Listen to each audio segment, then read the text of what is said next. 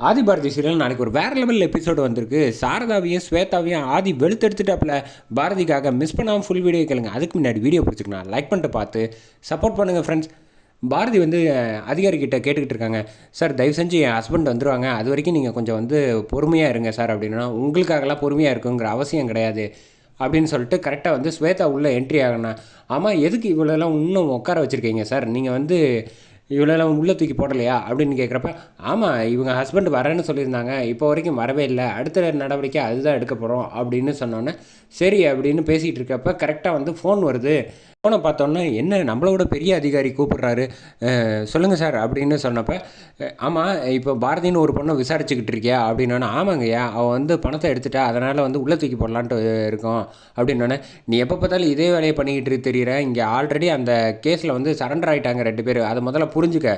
தேவையில்லாமல் வந்து அந்த பொண்ணு அப்பாவி யார் என்னன்னு தெரியாமல் ஆதி சாரோட ஒய்ஃபு நீ மாட்டுக்கு வந்து விசாரிச்சுக்கிட்டு இருக்கியா, என்ன நினச்சிக்கிட்டு இருக்க, உன்னை தொலைச்சி அப்படின்னு சொன்னோன்னே, சரிங்க சார் நான் இப்போயே அவங்கள வந்து அனுப்பி விட்றேன் அப்படின்னு சொல்கிறப்ப பாரதியை வந்து, சார் பாரதியை வந்து நீங்கள் போக சொல்லிட்டீங்க அப்படின்னு ஸ்வேதா கேட்டோன்னே, ஏமா அவர் வந்து பெரிய அதிகாரிகள்லாம் பார்த்து பேசுகிறாங்க, என்னால் ஒன்றுமே பண்ண முடியாது அப்படிங்கிறப்ப முதல்ல பாரதியை போய் பார்க்கலான்னு பார்த்தா பாரதியை வந்து உட்கார சொல்லியிருந்த காரையும் காணும், பாரதியும் காணும், என்ன பண்ணுறதுன்னே தெரியாமல் ஸ்வேதா வந்து திருட்டுத்தனமாக முழிச்சுக்கிட்டு இருக்காங்க.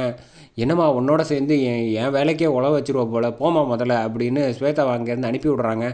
இந்த பக்கம் வந்து காரில் வந்துட்டுருக்காங்க. வந்துட்டுருக்கப்போ பார்த்தா இது வந்து நம்ம வீட்டுக்கு போகிற வழியும் இல்லை, கோர்ட்டுக்கு போகிற வழியும் இல்லையே, என்ன பண்ணுறது அப்படின்னு வந்து பாரதி வந்து யோசிச்சுட்டு இருக்கப்போ கரெக்டாக வந்து பாரதி சந்தேகப்பட்டதை கேட்க ஆரம்பிச்சிடுறாங்க. என்னங்க சார் என்னை ஏன் இந்த பக்கம் அழைச்சிட்டு போயிட்டுருக்கேன், கொஞ்சம் நேரம் பேசாமல் வாமா அப்படின்னு சொல்லிடுறாங்க.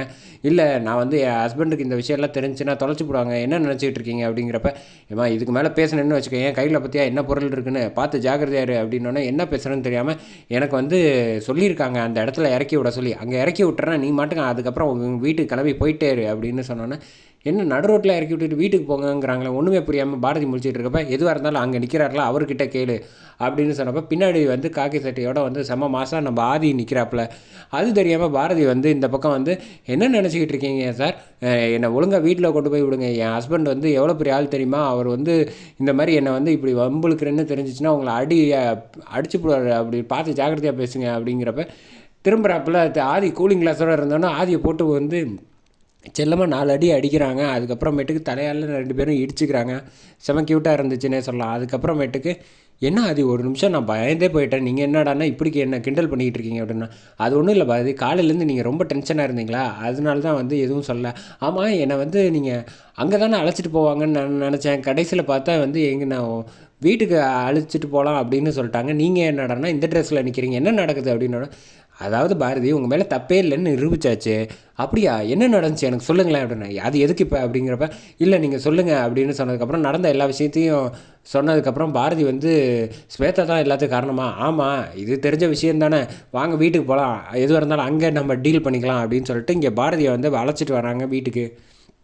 உள்ளே அழைச்சிட்டு வந்தோடனே, என்ன ஆதின்னு நினச்சிக்கிட்டு இருக்க, இவ்வளோ பெரிய தப்பு பணத்தை எடுத்திருக்கா, அவளை வந்து நீ வீட்டுக்கெலாம் அழைச்சிட்டு வர, அவளை முதல்ல அவங்க வீட்டுக்கு துரத்தி விடு அப்படின்னு சொல்கிறாங்க.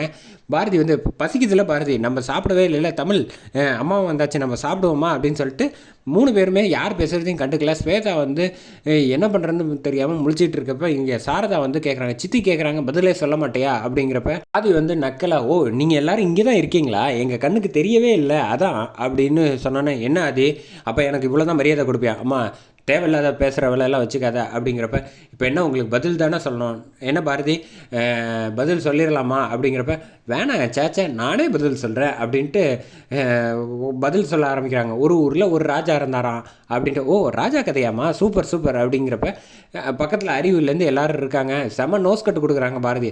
அந்த ராஜா ரொம்ப நல்லவரான். உடனே வந்து ஆதி வந்து, கூட அந்த ராஜாவுக்கு இளவரசியும் அழகான குட்டி பொண்ணு வந்தாங்களா கூட கல்யாணம் பண்ணிக்கிட்டு அப்படின்னு, அது இது என்னோட கதை நீங்கள் ஏன் சொல்கிறீங்க அப்படின்னா, சரி சரி கண்டினியூ பண்ணு அப்படிங்கிறப்ப, இந்த ராஜாவுக்கு வந்து சுற்றி இருக்கவங்க எல்லாரும் வந்து கெடுதல் பண்ணிகிட்டு இருக்காங்க. ஆனால் அந்த ராஜா வந்து அதை கண்டுக்கும் காணாமல் பேசாமையே இருந்திருக்காரு. ஆனால் இந்த விஷயம் எல்லாமே இளவரசிக்கு தெரிஞ்சு போச்சு. அவங்க மேலே சந்தேகப்படுற மாதிரி விஷயங்கள்லாம் நிறைய நடந்ததுனால இளவரசி வந்து புரிஞ்சுக்கிட்டா எல்லாத்தையும்.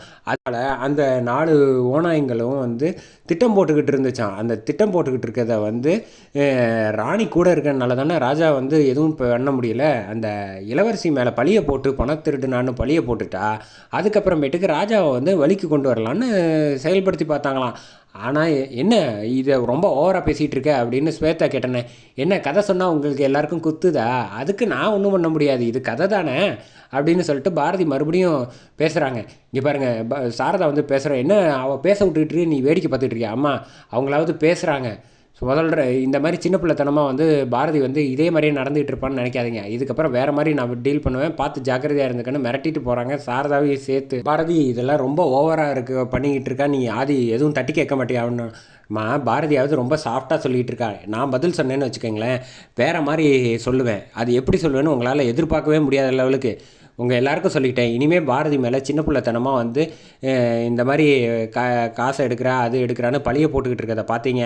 அப்புறம் நான் பேசுகிறது நடவடிக்கை எல்லாமே வேறு மாதிரி இருக்கும், பார்த்து ஜாக்கிரதையாக இருந்துக்காங்க. நான் இந்த தடவை லைட்டாக சொல்கிறேன்ட்டு அசால்ட்டாக எடுத்துக்காதீங்க அப்படின்னு கோவமாக பேசுகிறாங்க. இந்த பக்கம் ஸ்வேதா வந்து மாமா அவங்ககிட்ட தனியாக பேசணுன்னு, நான் வந்துட்டு பேசணும்னு நினச்சேன், நீயே பேசுகிறது நல்லதான். இங்கே பாரு, நான் ஆசைப்பட்ட பாரதி மேலே நீயும் வந்து சொந்தக்கார பொண்ணுனால கல்யாணம் பண்ணணும்னு நினச்சேன். ஆனால் இனிமேல் எங்கள் விஷயத்தில் நீ தலையிடுற வேலை வச்சுக்காத, நான் ரொம்ப டீசெண்டாக சொல்கிறேன். இதுக்கப்புறம் நான் உன்னை வந்து என் கண் படவே பார்க்கக்கூடாதுங்கிற லெவலுக்கு செமையாக ஸ்வேதாவை மிரட்டுறாங்க. அதோட எபிசோடை சூப்பராக முடிக்கிறாங்க.